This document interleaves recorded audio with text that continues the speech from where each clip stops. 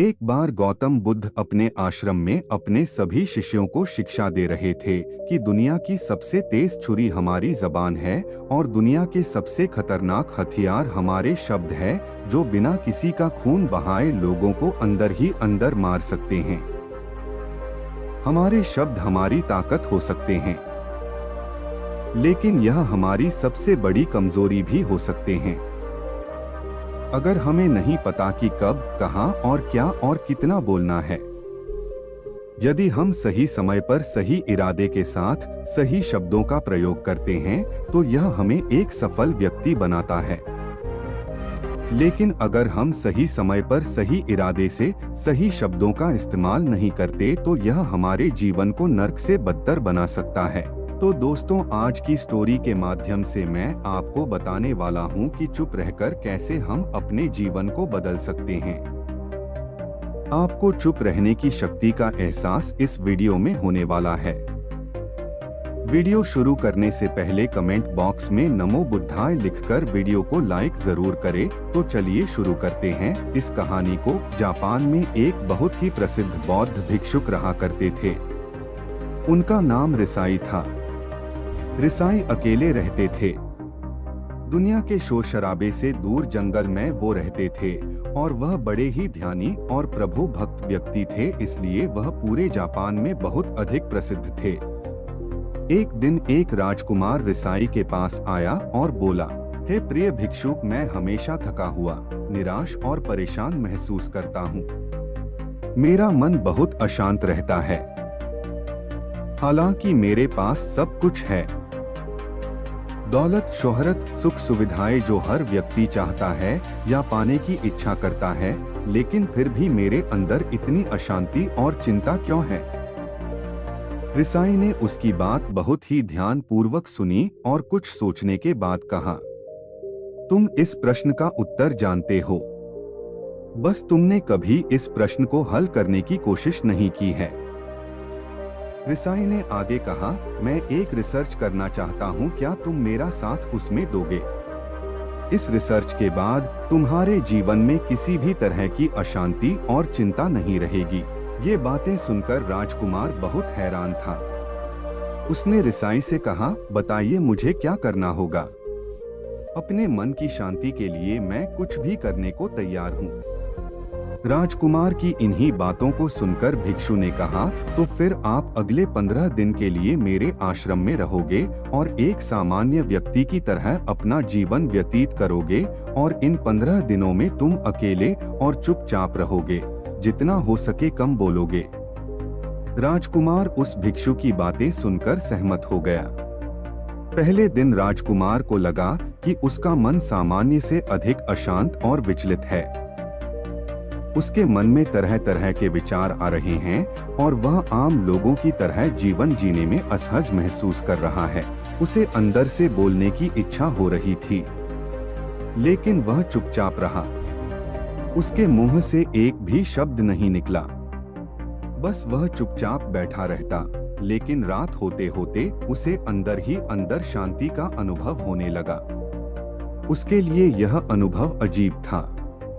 वह खुद से पूछ रहा था कि वह अंदर ही अंदर इतना खुश क्यों है और उसकी आंतरिक बेचैनी और चिंता कम क्यों होने लगी है। अगले दिन राजकुमार अकेला चुपचाप बैठा रहा और वह प्रकृति को निहार रहा।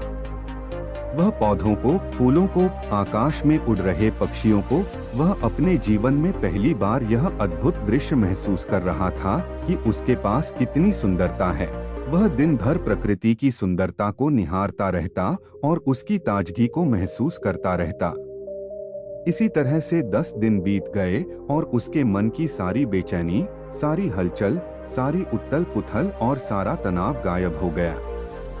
11वें दिन की सुबह राजकुमार फिर से एकांत में बैठ गया और कुछ ही मिनटों में उसकी आंखें अपने आप बंद हो गई और वह गहरे ध्यान में चला गया। वह पूरे दिन वहीं पर आंखें बंद करके बैठा रहा और गहरे ध्यान में डूबा रहा। ना कोई शब्द, ना कोई चिंता। राजकुमार भीतर से असीम शांति और आनंद से भर गया। राजकुमार अपने बाकी के 4 दिन इसी तरह गहरे ध्यान में व्यतीत करने के बाद 15 दिन बाद रिसाई के सामने प्रस्तुत हुआ और रिसाई को प्रणाम करके बोला, प्रिय भिक्षु, मुझे उत्तर मिल गया कि मेरे मन में इतनी उथल पुथल और चिंता क्यों थी। मैं जान गया कि मेरा मन इतना अशांत और विचलित क्यों था। रिसाई मुस्कुराते हुए पूछा, बताओ क्या उत्तर मिला तुम्हें? राजकुमार ने कहा, मैं आवश्यकता से अधिक बातें करता था। मैं किसी पर भी अपने शब्द और ऊर्जा व्यर्थ करता था। मैं दिन भर अपने लोगों से फालतू की बातें करता रहता और फिर उन्हीं के बारे में अकेले में सोचता रहता और ज्यादातर समय नकारात्मक ही सोचता रहता। इस तरह मैं बस अपना समय बर्बाद कर रहा था। ज्यादा बोलने और नकारात्मक सोचने की वजह से मेरा मन अशांत और बेचैन हो गया था और इसी वजह से मैं किसी भी काम को ठीक से नहीं कर पा रहा था, जिसकी वजह से मैं हर काम में असफल होने लगा और फिर इन्हीं लगातार मिलने वाली असफलताओं की वजह से ही मैं और भी उदास और चिड़चिड़ा हो गया। इन्हीं सभी चीजों की वजह से मेरा जीवन नष्ट हो रहा था, लेकिन यहाँ पर बिताए हुए 15 दिन मेरे लिए पूरी तरह से अलग थे। मुझे कुछ अलग ही एहसास यहाँ पर हो रहा था। अब मुझे ऐसा लग रहा है मैं अपना जीवन पूरी तरह से जी रहा हूँ, लेकिन इससे पहले मैं अपना जीवन गलत तरीके से जी रहा था और मैंने यह भी सीखा कि हमें सिर्फ ध्यान करने की जरूरत नहीं है। ध्यान अपने आप होता है जब हम इस शांत और मौन होते हैं। ध्यान के पिछले कुछ दिनों के दौरान मैंने जो पहली चीज सीखी वह यह है कि मनुष्य के जीवन के सबसे महत्वपूर्ण घटना स्वयं को जानना है। यह सुनकर रिसाई ने कहा, सिर्फ तुम ही नहीं, दुनिया में ज्यादातर लोग जरूरत से ज्यादा बोलते हैं। आज भी लोग ज्यादातर समय केवल एक दूसरे को नीचा दिखाने के लिए ही बोलते हैं। कुछ लोग ना चाहते हुए भी बातें करते हैं और अपना जीवन बर्बाद कर लेते हैं। रिसाई ने राजकुमार को चुप रहने का महत्व समझाते हुए कहा, एक बार गौतम बुद्ध से उनके शिष्यों ने पूछा, प्रिय बुद्ध, आप ज्यादातर समय चुप क्यों रहते हैं? बुद्ध ने कहा, क्योंकि चुप रहने से व्यक्ति अंदर से अनंत शांति की गहराइयों में होता हूँ। मौन अपने भीतर उतरने की पहली सीढ़ी है। मौन के बिना स्वयं को जानना असंभव है। स्वयं को जानने और समझने का पहला नियम है कि मौन हो जाओ, उतना ही बोलो जितना अत्यंत आवश्यक हो, बेफिजूल की बातें करना छोड़ दो। तुम अचानक पाओगे कि 90% से भी ज्यादातर लोग व्यर्थ ही ज्यादा बोलकर अपना समय बर्बाद कर रहे हैं। ना बोलने का कोई भी नुकसान नहीं है, लेकिन यदि आप ज्यादा बोलते हैं तो आप अत्यधिक गलती कर देते हैं। अगर व्यक्ति कम बोलना शुरू कर दे दो, दुनिया की 90% मुसीबतें कम हो जाएगी, झगड़े फसाद कम हो जाएंगे, उपद्रव कम हो जाएंगे, अदालतें कम हो जाएगी। अगर लोग थोड़ा चुप रहना सीख लिए, संसार की बहुत सारी समस्याएं हैं, बहुत सारा उपद्रव सिर्फ बोलने से पैदा होते हैं। सारी बात मौन सीखने की है। जब तुम नहीं बोलते तब तुम एकांत में अकेले हो गए, भरे बाजार में भीड़ में खड़े हो नहीं बोलते, हिमालय के शिखर में पहुंच गए। जिसने मौन की कला जान ली वो भीड़ में भी अकेले होने की कला जान लेता है। वो अपने भीतर ही डुबकी लगाने लगता है। एकांत में तो आदमी स्वर्ग में है, दूसरे की उपस्थिति ही बेचैनी पैदा करती है। पहले तुम्हें चुप रहने की शक्ति को धारण करना होगा। इससे तुम अधिकतर ऊर्जा को बचा लोगे और फिर इस स्थिति में पहुंच जाओगे कि तुम कम बोलने लगोगे। अगर तुम किसी के यहाँ पर जा रहे हो और परेशान हो जाओ तो ऐसे में उचित है कि आंखें बंद कर लो और अपने में खो जाओ। वहां से आपको ताजगी महसूस होगी, क्योंकि तुम्हारे अंदर ही जीवन का वो स्रोत छिपा हुआ है, वह किसी दूसरे में नहीं है। इसके बाद राजकुमार उस रिसाई से पूछते हैं, आखिर कौन हमें अपने अंदर तक लेकर जाएगा? ये बातें सुनकर रिसाई बुद्ध कहते हैं, तुम अचानक पाओगे कि 90% से भी ज्यादातर लोग व्यर्थ ही ज्यादा बोलकर अपना समय बर्बाद कर रहे हैं। ना बोलने का कोई भी नुकसान नहीं है, लेकिन यदि आप ज्यादा बोलते हैं तो आप अत्यधिक गलती कर देते हैं। अगर व्यक्ति कम बोलना शुरू कर दे दो, दुनिया की 90% मुसीबतें कम हो जाएगी, झगड़े फसाद कम हो जाएंगे, उपद्रव कम हो जाएंगे, अदालतें कम हो जाएगी। अगर लोग थोड़ा चुप रहना सीख लिए, संसार की बहुत सारी समस्याएं हैं, बहुत सारा उपद्रव सिर्फ बोलने से पैदा होते हैं। सारी बात मौन सीखने की है।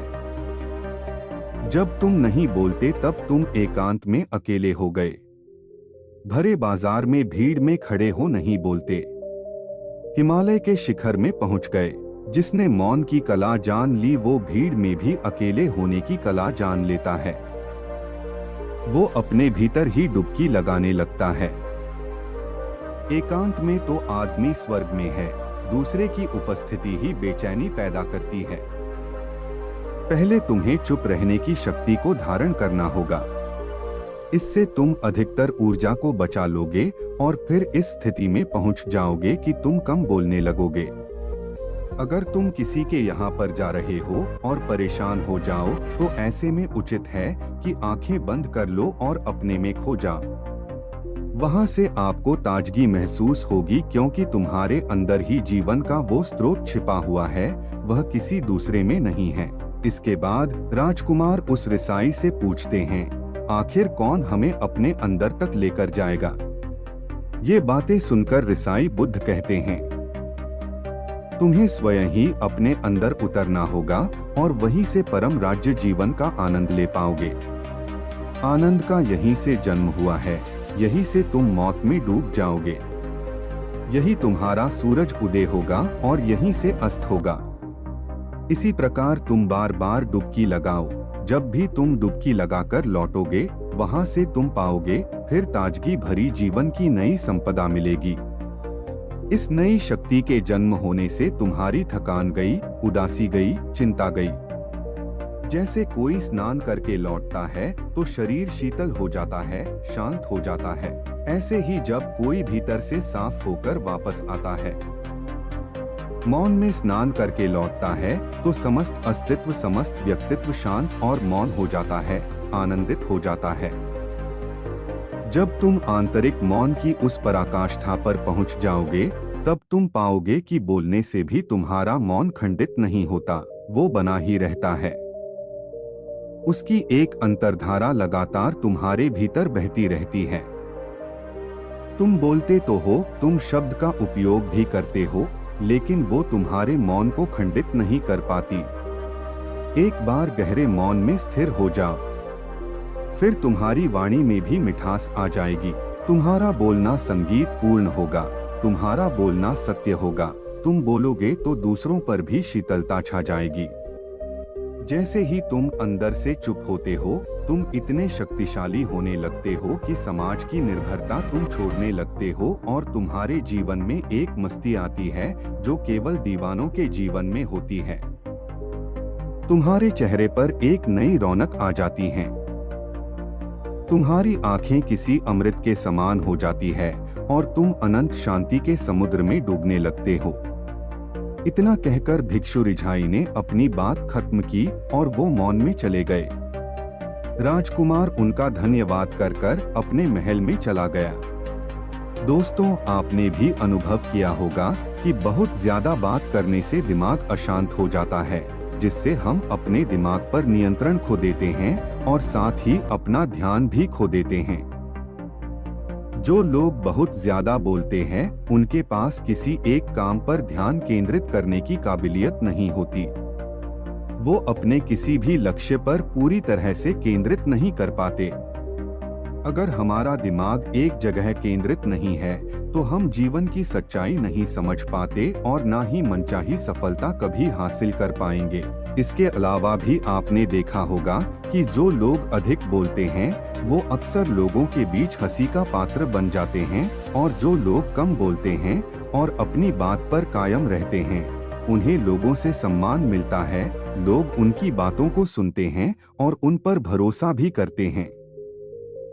जो लोग जरूरत से अधिक बोलते हैं और अपने विचारों के बारे में पक्के नहीं होते, उनका दिमाग स्थिर और विचलित रहता है, शोर से भरा रहता है और एक अशांत दिमाग वाला व्यक्ति जीवन में किसी भी चीज में सफल नहीं हो पाता, क्योंकि वह किसी भी काम में फोकस नहीं कर पाता।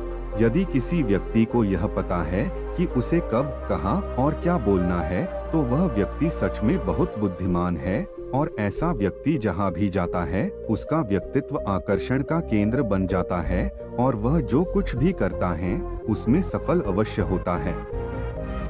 अगर हम किसी महान और सफल व्यक्ति के व्यक्तित्व को गहराई से देखें तो पाएंगे कि वो कम बोलते हैं और कम से कम शब्दों में अपनी बात खत्म कर देते हैं।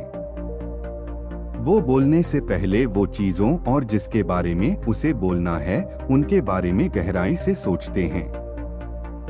लेकिन जो लोग बहुत ज्यादा बोलते हैं, बहुत बार वो झूठ भी बोलते हैं और अपनी बातों से दूसरों के मन और विचारों पर कचरा डालते रहते हैं। वह ज्यादातर समय दूसरों की बुराई करते रहते हैं, इसलिए उनके अपने भी उनसे नफरत करने लगते हैं और उनसे बचने की कोशिश करते हैं।